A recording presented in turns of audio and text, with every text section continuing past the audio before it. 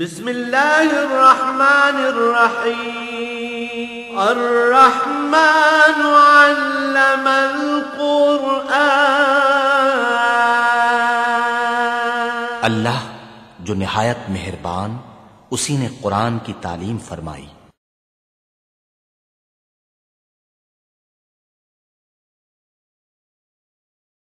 الحمد للہ رب العالمین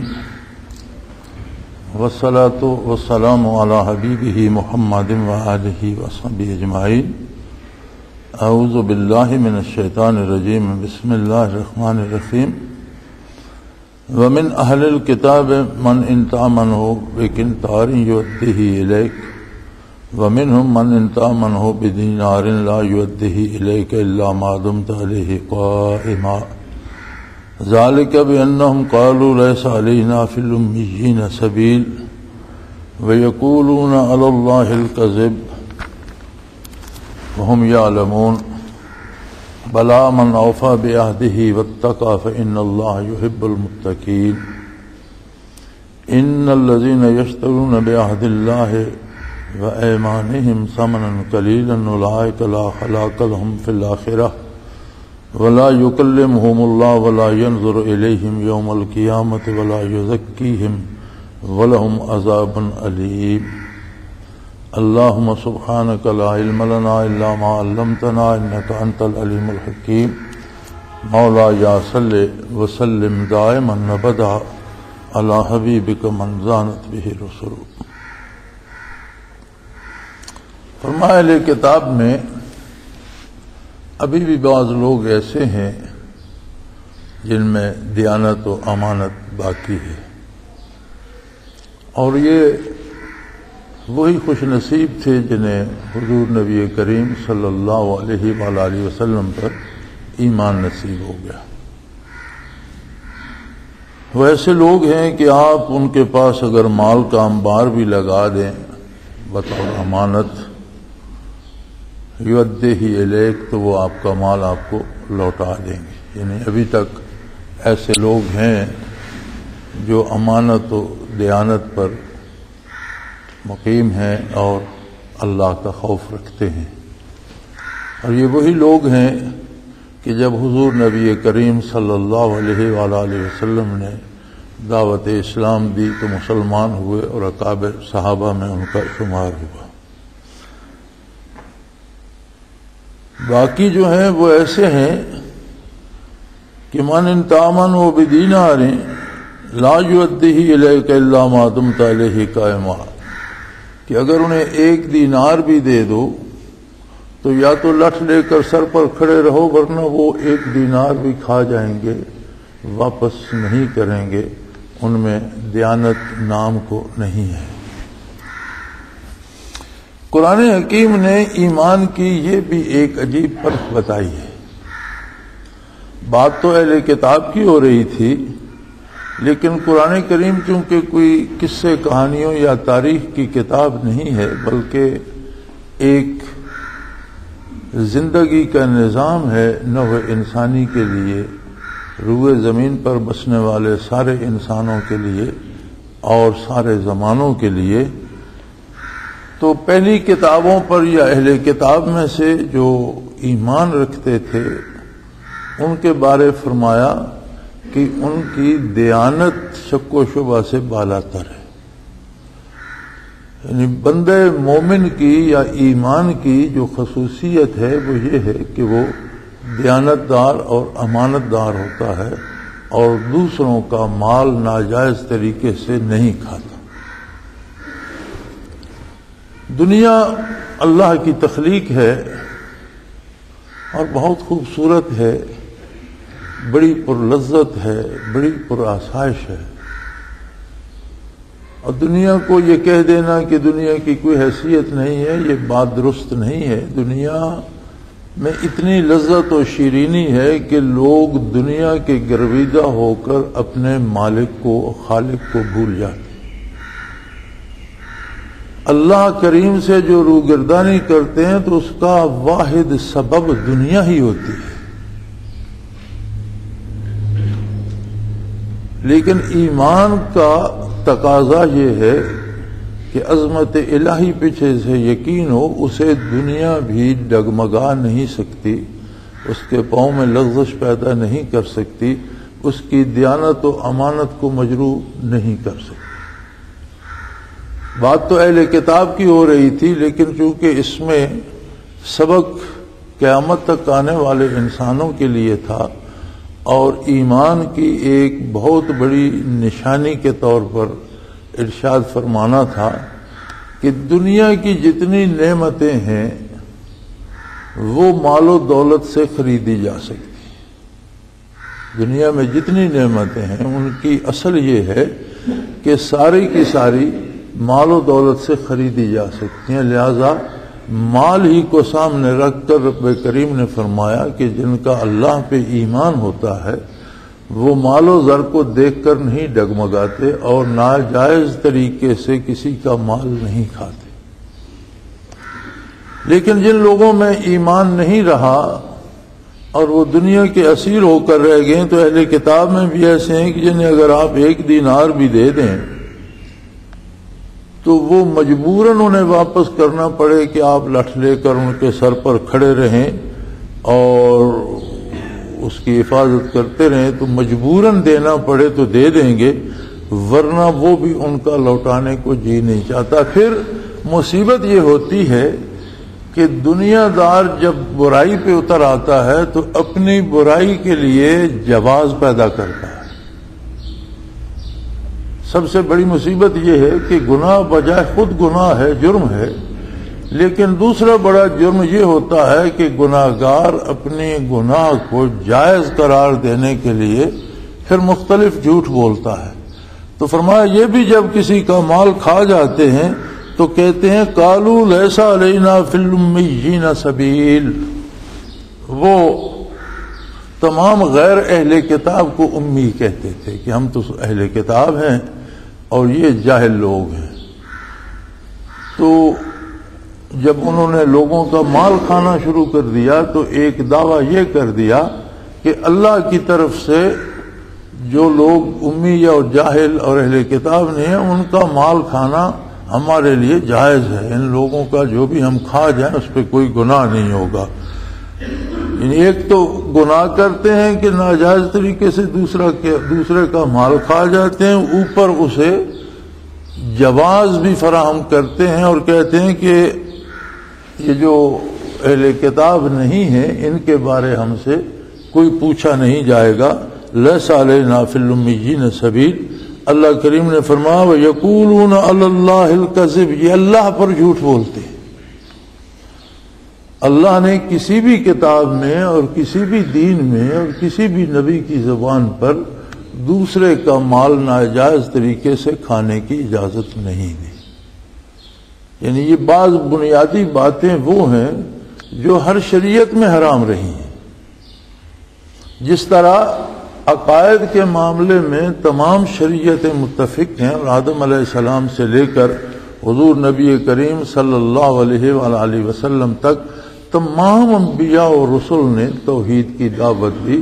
اور بنیادی کلمہ سب کا یہی تھا، لا الہ الا اللہ۔ جس طرح عقائد پہ بعض شریعتیں متفق تھیں، اسی طرح بعض اعمال بھی ایسے ہیں جن میں ساری شریعتوں کا اتفاق ہے، جیسے شرک تمام شریعتوں میں حرام تھا، اسی طرح ناجائز کسی کا مال کھانا بھی ساری شریعتوں میں حرام تھا۔ تو فرمایا یقولون علی اللہ الکذب، یہ اللہ پر جھوٹ بولتے ہیں۔ اللہ نے تو کبھی بھی کسی زمانے میں بھی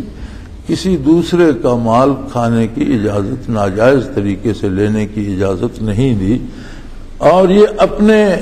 جرم کو چھپانے کے لیے یا اسے جواز مہیا کرنے کے لیے اللہ پر جھوٹ بولتے ہیں۔ وہم یعلمون، اور مزے کی بات یہ ہے کہ یہ جانتے بھی ہیں، انہیں پتا ہے کہ یہ حرام ہے، ناجائز ہے۔ آج بھی ایسے واقعات ملتے ہیں کہ لوگ جانتے ہوتے ہیں کہ میں غلط کر رہا ہوں، لیکن الفاظ کے ہیر پھیر سے اس کے لیے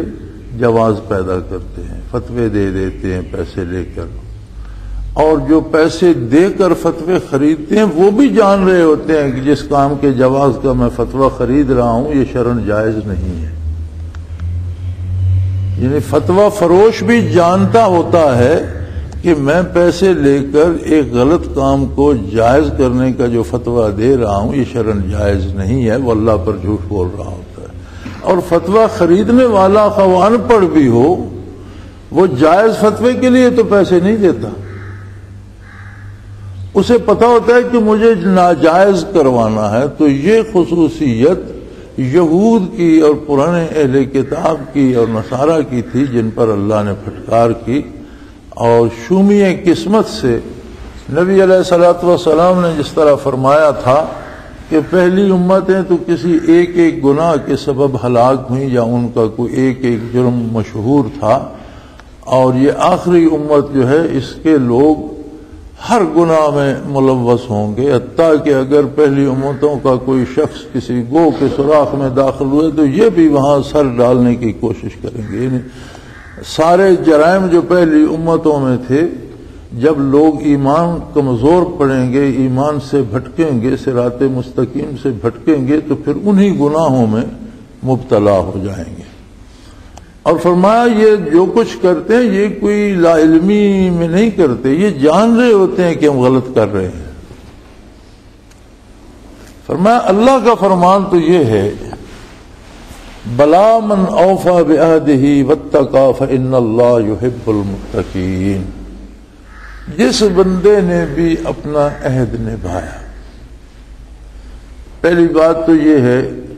کہ برائی کے کام پر کوئی عہد کرنا یا معاہدہ کرنا ہی حرام ہے، اس کے نبھانے کا سوال ہی پیدا نہیں۔ اصول یہ ہے وتعاونوا علی البر والتقوی ولا تعاونوا علی الاثم والعدوان، نیکی اور بھلائی کے کاموں میں تعاون کرو اور برائی اور گناہ کے کاموں میں تعاون نہ کرو۔ یعنی برائی پر کوئی کسی سے عہد کرنا یا معاہدہ کرنا وہ تو شرعاً ویسے ہی حرام ہے، اس کا نبھانا کیسا؟ معاہدہ ہوتا ہے یا عہد ہوتا ہے بھلائی پر، نیکی پر، اچھائی پر، اور فرمایا اللہ کریم کو تو وہ بندے پسند ہیں جو اپنا کیا ہوا عہد نبھاتے ہیں۔ ایمان بجائے خود ایک عہد ہے اور ایک معاہدہ ہے۔ جب بندہ کہتا ہے لا الہ الا اللہ تو اس نے ایک عہد کر لیا کہ اللہ کی ذات اور اس کی صفات میں کسی کو شریک نہیں کروں گا، نہ عقیدتاً کسی کو شریک کروں گا، نہ کوئی عمل ایسا کروں گا جو مشرکانہ ہو۔ اللہ کی عبادت کروں گا، اللہ ہی کی حضور حاضری دوں گا، اسی سے مدد چاہوں گا، اسی سے رہنمائی چاہوں گا۔ اور جب کہتا ہے محمد الرسول اللہ صلی اللہ علیہ وآلہ آلہ وسلم تو بندے نے ایک عہد کر دیا کہ آج سے میری مرضی ختم ہو گئی، میری پسند و ناپسند ختم ہو گئی، میں نے آقا نامدار صلی اللہ علیہ وسلم کو اللہ کا رسول مان لیا، اب جو وہ کہیں گے وہ میری مرضی کے مطابق ہو تو بھی کروں گا، میری مرضی کے مطابق نہ ہو تو بھی ویسا ہی کروں گا جیسا حضور حکم دے۔ جب اللہ کا رسول مان لیا تو اپنی پسند، اپنی مرضی، اپنی رائے ختم ہو گئی، پھر صرف یہ جاننا باقی رہ گیا کہ حضور نے کیا فرمایا ہے۔ جو حضور نے فرمایا ہے وہ سر تسلیم خم ہے جو مزاج یار میں آئے۔ تو سب سے پہلا عہد ہے جو کلمہ طیبہ اللہ نے ہمیں نصیب فرمایا، یہ سب سے پہلا اور اہم معاہدہ ہے۔ اللہ کریم فرماتے ہیں مجھے وہ لوگ پسند ہیں جو اپنا کیا ہوا وعدہ نبھاتے ہیں، اپنے عہد کا پاس رکھتے ہیں اور اپنی زندگی اس پر بسر کر جاتے ہیں۔ واتقوا، یہ جو عہد ہے کلمہ طیبہ کا اور اللہ کے ساتھ ہے۔ اسی طرح دوسرے امور دنیا میں جب ہم نیکی پہ کسی کے ساتھ وعدہ کرتے ہیں یا کسی سے امانتاً اس کا مال لیتے ہیں یا ادھار لیتے ہیں تو جو معاہدہ جو عہد کرتے ہیں اسے پورا کرنا چاہیے۔ اب یہ جو معاہدہ ایمان ہے اور یہ جو عہد ہے، فرمایا یہ بڑا عجیب عہد ہے کہ یہ بندے کا تعلق رب العالمین سے براہ راست قائم کر دیتا ہے۔ جو شاعر نے کہا تھا نا حضور صلی اللہ علیہ وسلم کی نعت میں کہ کر دیا ہم سخن بندوں کو خدا سے تو نے. آپ کا کمال یہ ہے کہ آپ صلی اللہ علیہ وآلہ وسلم نے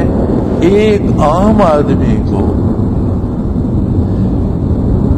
ایک ایسا بندہ بھی جس کی گلی محلے میں کوئی نہیں سنتا، ایک ایسا بندہ بھی جس کی گھر میں کوئی نہیں سنتا، ایک ایسا بندہ بھی جسے دوسرا کوئی اہمیت دینے کو، اس کی بات سننے کو تیار نہیں ہے، آپ صلی اللہ علیہ وسلم نے اسے بھی اللہ کے حضور کھڑا کر کے اللہ کریم سے گفتگو کرنے کی سعادت عطا کر دی. اپنی گزارشات براہ راست اللہ رب العزت سے بیان کرنے کی سعادت عطا کر دی، اور ایسی عظیم سعادت بخشی کہ شب و روز میں 5 ملاقاتیں تو فرض ہو گئیں،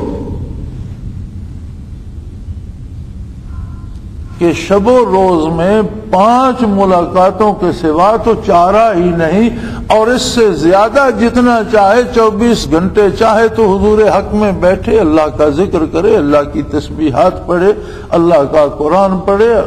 اللہ کے نبی صلی اللہ علیہ وسلم کی حدیث پڑھے، درود پاک پڑھے،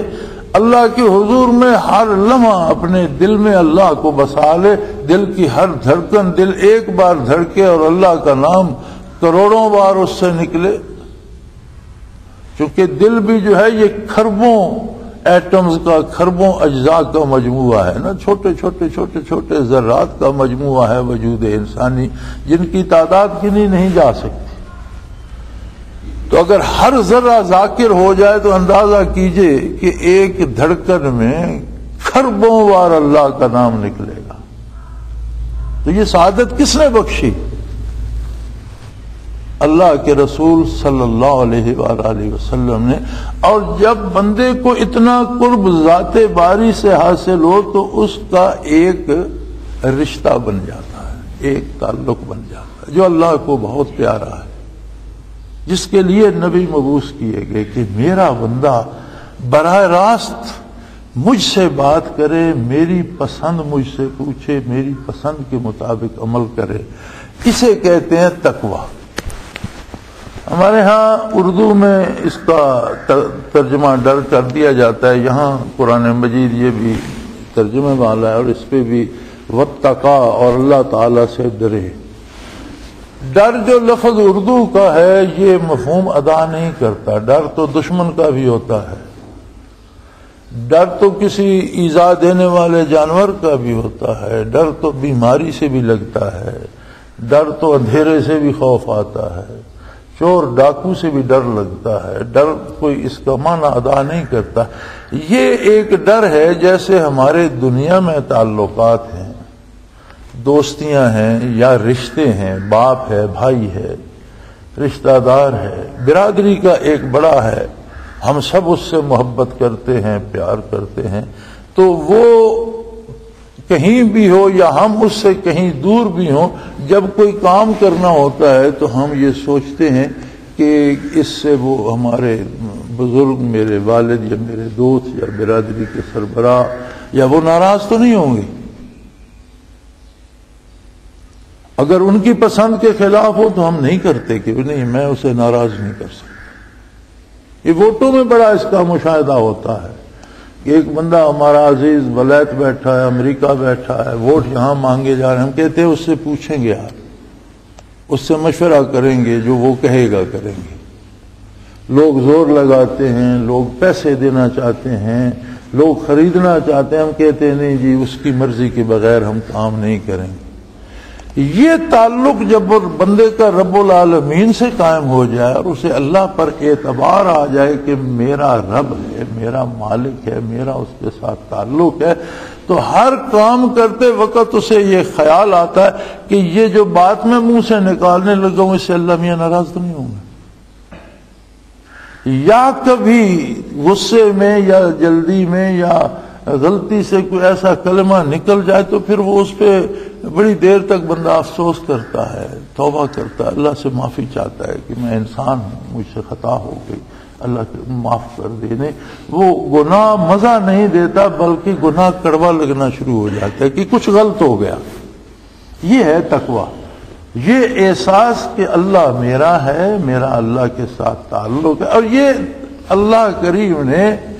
اور اللہ کے رسول صلی اللہ علیہ وسلم نے ہر بندے کو عطا فرمایا، ہر بندے مومن کا حق ہے اس پر۔ ہم جو یہ سمجھتے ہیں نا دین کی بات ہو تو ہم کہتے ہیں یہ مولوی صاحب کے لیے ہے، مولوی صاحب جانے، دین جانے، عبادات کی بات ہو، ذکر اذکار کی بات ہو تو ہم سمجھتے ہیں یہ پیروں فقیروں کا کام ہے، ہمارا نہیں۔ پیروں فقیروں کا اللہ بھی وہی ہے، مولوی کا اللہ بھی وہی ہے، اور عام آدمی کا اللہ بھی وہی ہے۔ مولوی میں اور ہم میں یہ فرق ہے کہ مولوی صاحب نے اللہ اللہ کے رسول کی باتیں سیکھیں جو ہم نہیں سیکھ سکے، وہ لائق احترام ہے کہ ہمیں اللہ اللہ کے رسول کی بات بتائیں،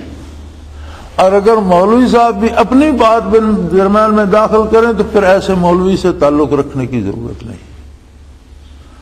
پیر صاحب نے اگر اللہ اللہ کی عبادت کی، قرب الہی حاصل کیا، تو ہم ان کے پاس اس لیے جاتے ہیں کہ جو کیفیات تمہارے دل میں کوئی ذرہ میرے دل میں بھی آ جائے۔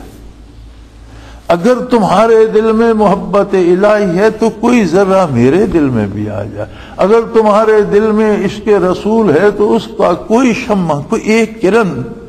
مجھے بھی نصیب ہو جائے۔ اس لیے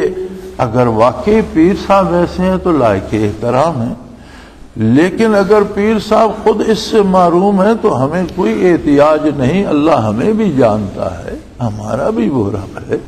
ہم براہ راست، وہ مولانا رومی نے بڑا مزیدار قصہ لکھا ہے، وہ فرماتے ہیں دید موسیٰ یک شبانے را برا وہ ہمیں گفت خدا و ادا۔ موسیٰ علیہ السلام گزر رہے تھے تو ایک چرواہے کو، ایک دیہاتی تھا، سارا دن اس کا جنگل میں بھیڑیں بکریاں چرانے میں گزرتا تھا، شام کو گھر آئے، کھانا کھایا، سو گئے، اٹھے تو بھیڑیں بکریاں لے کر نکل گئے، نہ کسی سے ملنا، نہ جلنا، نہ پڑھا نہ لکھا، لیکن اس کے دل میں اپنے رب کے لیے درد تھا۔ اب وہ جانتا نہیں تھا کہ میں رب کو کیسے پکاروں،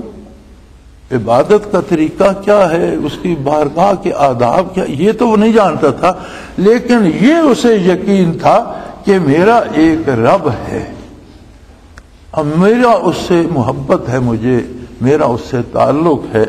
تو موسیٰ علیہ السلام نے دیکھا کہ وہ بیٹھا ہے، کو ہمیں گفت اے خدا و اے الہ تو کجائی تا شوم من چاکرت چار قد دوزم کنم شانہ سرت۔ اے میرے معبود، اے میرے خدا، اے میرے مالک، پتہ نہیں تو کہاں ہے، مجھے ملتا تو کب کا تو ہے، ازل سے ہے، تیرا لباس پھٹ گیا ہوگا، تیرے بال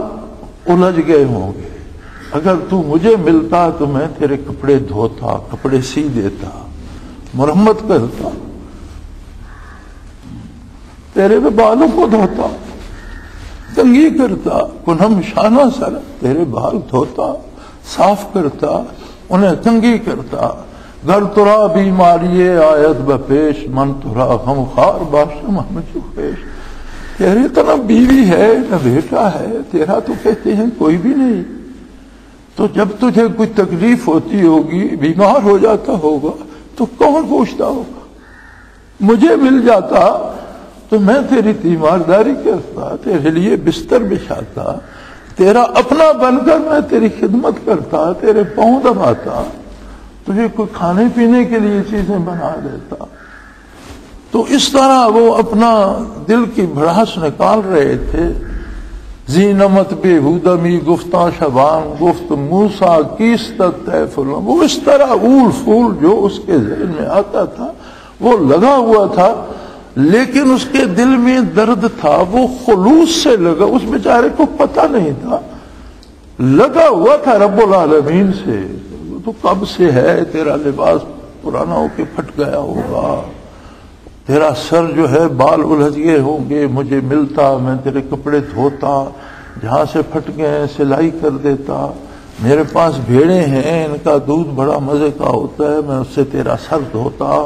اور پھر کنگھی کرتا، تو اگر تیری طبیعت خراب ہوتی پاؤں دباتا، دوائی دیتا، تیرا کوئی بیوی بچہ نہیں ہے، کوئی ماں باپ نہیں ہے، تیری کون پوچھتا ہوگا تجھے؟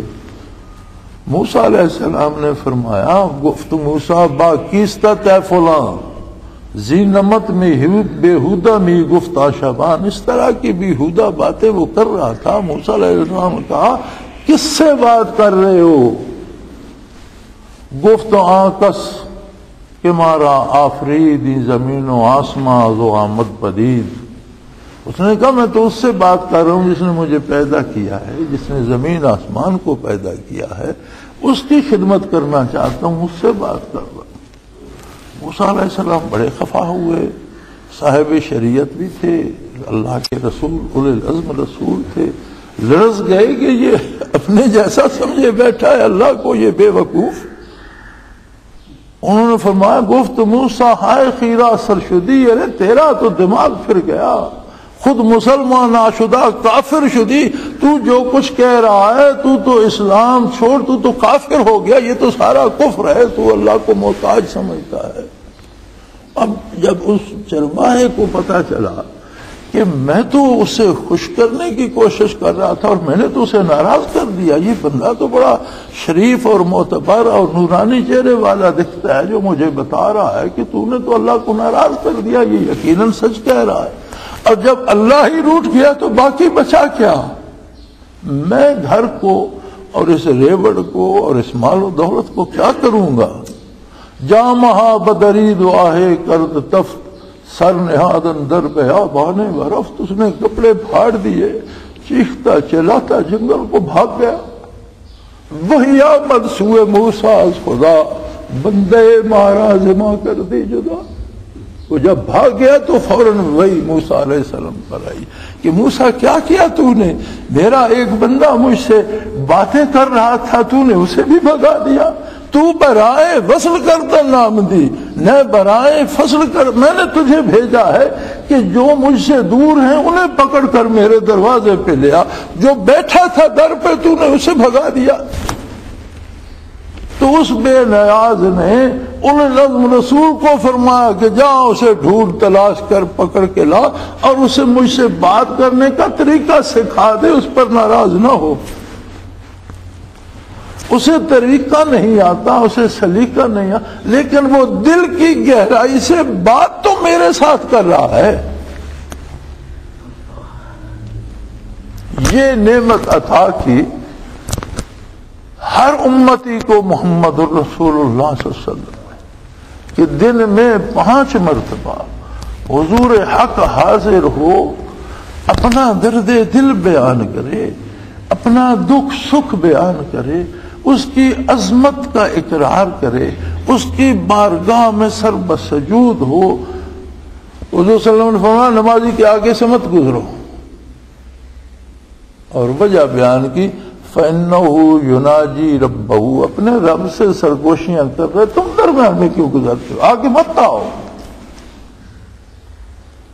جس نے تکبیر کہہ کر اللہ اکبر کہہ کر ہاتھ باندھ لیے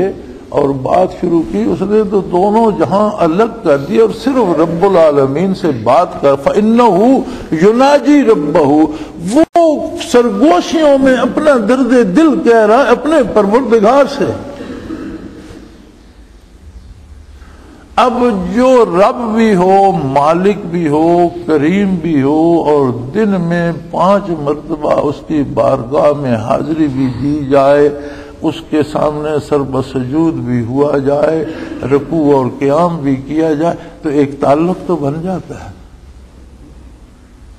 اور اگر پھر بھی تعلق نہ بنے تو پھر بندے کو سوچنا یہ ہوگا کہ میری یہ عبادت ہے بھی یا نہیں، کیا میرا دل میرے ساتھ ہے،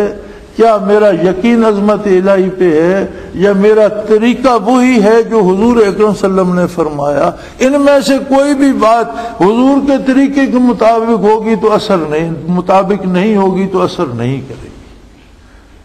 دل ساتھ نہیں ہوگا، دل میں وہ درد نہیں ہوگا تو اثر نہیں کرے گی۔ یقین محکم نہیں ہوگا آخرت پر، عظمت الہی پر، رسالت پر یقین پکا نہیں ہوگا تو اثر نہیں ہوگا۔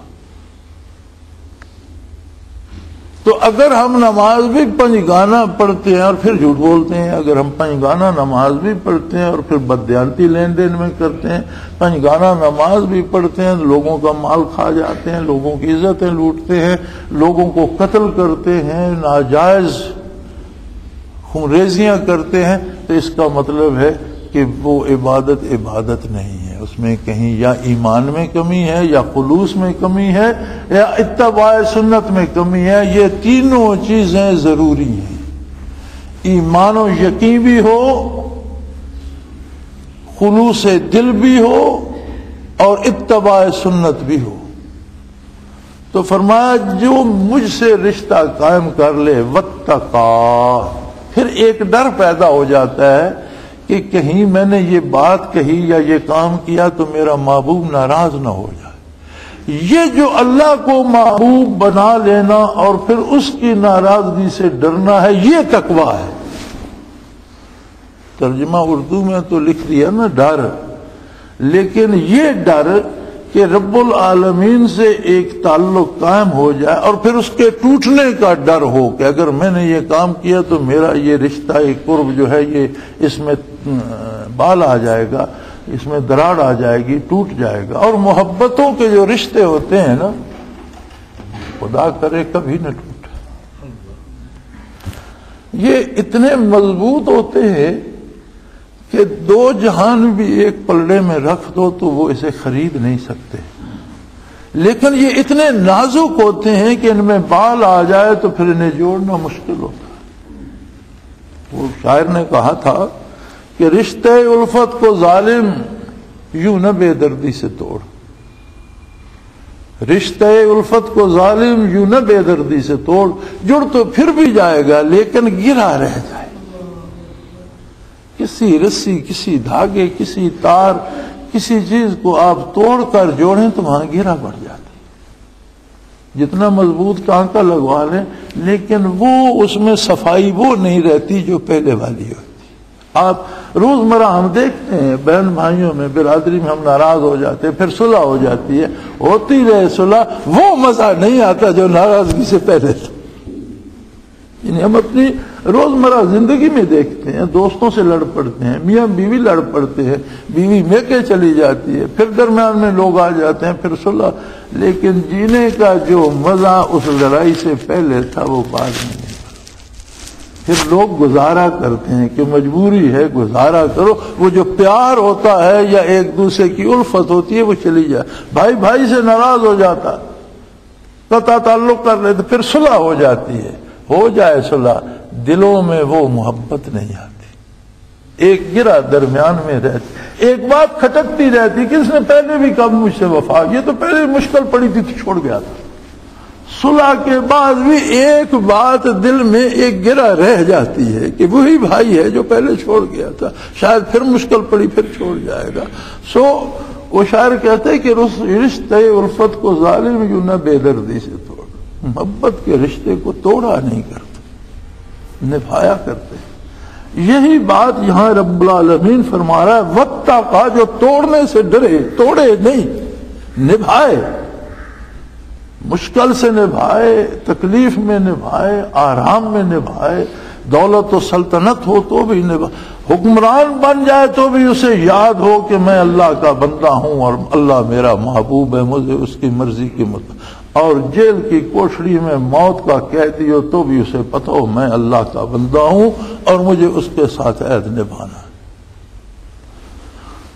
واتقا، جس نے اللہ سے تعلق قائم کر لیا اور اس تعلق کو توڑنے سے ڈرتا ہو، فإن اللہ یحب المتقین، ایسے لوگوں سے اللہ محبت کرتا ہے،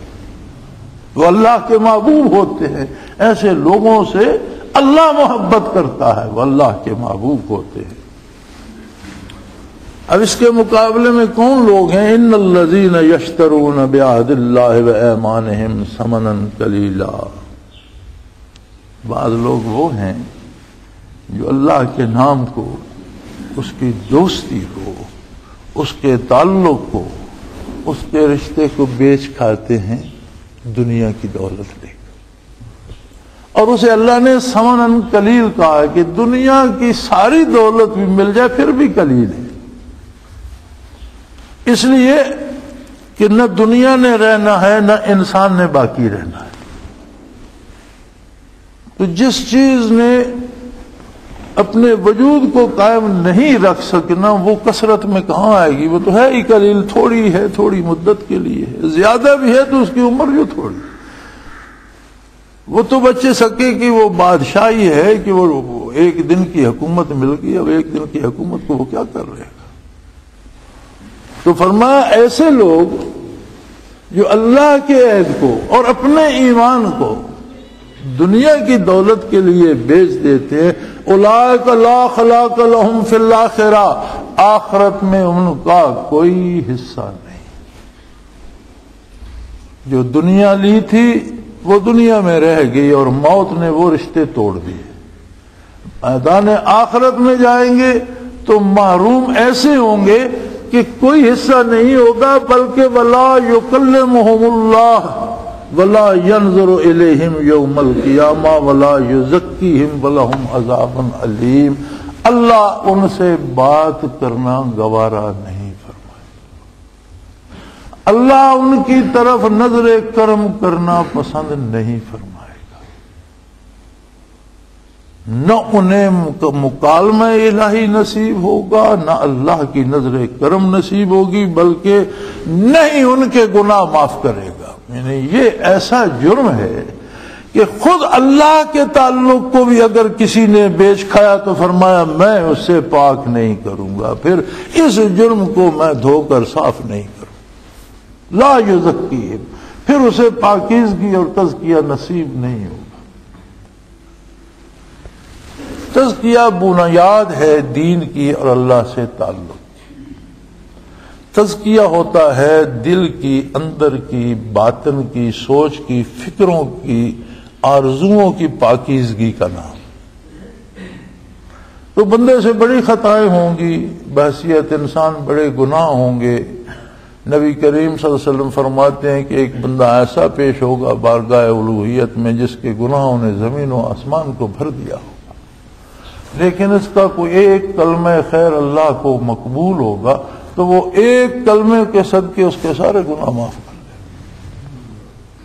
حضور فرماتے ہیں جس کی ایک تسبیح قبول ہو گئی، اللہ اکبر بھی تسبیح ہے،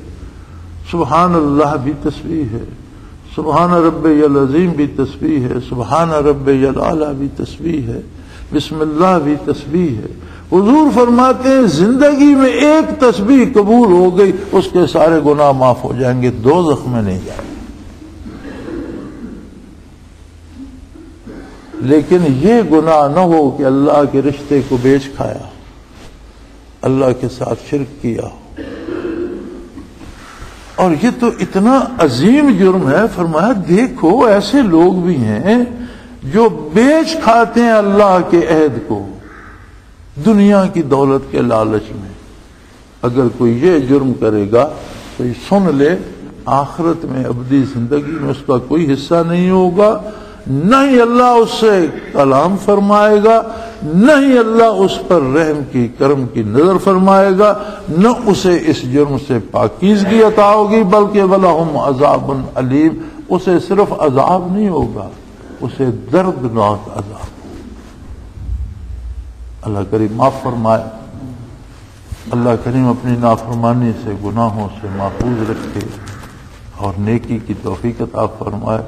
اور اپنی ذات اور اپنے حبیب کے ساتھ رشتہ محبت استوار فرمائے۔ وآخر دعوانا ان الحمدللہ رب العالمین۔